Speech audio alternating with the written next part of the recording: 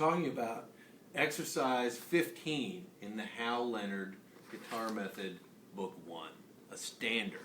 Okay, this is about playing legato from string to string. Come on here to the left hand and the right hand and we'll check this out.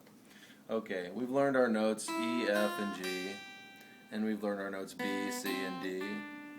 And we've talked about how coming up the string, one way to do is about timing between the two hands, that you put your finger down right as you strike the string again. And then as you come down, you have to remove a finger. We do the same thing on the B string. You have to work on the similar timing issues between the two strings.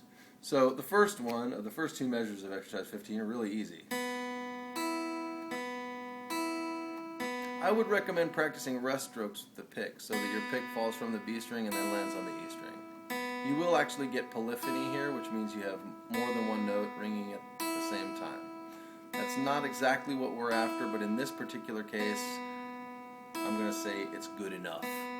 Later we'll come back in case you really want to play that a little bit differently, more monophonic. Okay, now, measure 3, we go from C to E. Okay, I'm going to move my fingers out of the way. This is not what life would really look like, but I'm going to release the pressure right as I play the open E string.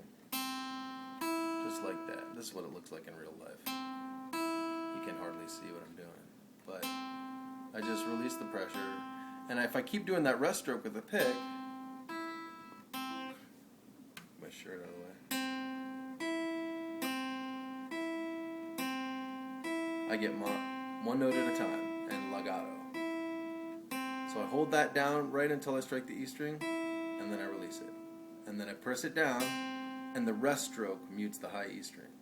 So I get one note at a time. There are other ways to mute the high E string. Okay, and you do the same thing, but now with 3 fingers from D to E.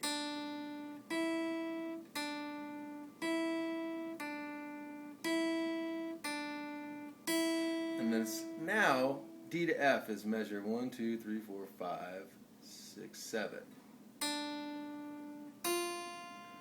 Oh, as we've learned, if we climb up the string, right now we have to pivot on this 3rd finger and hold this one down and just let the 1st finger creep over. If the middle finger wants to come with it, okay.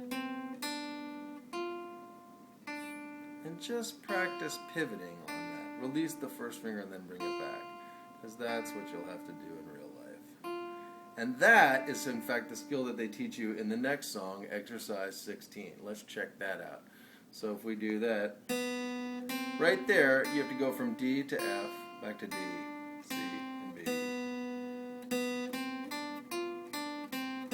What a great melody.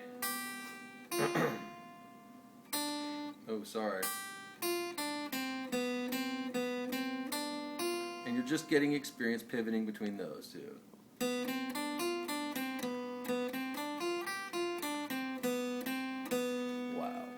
Next you get to play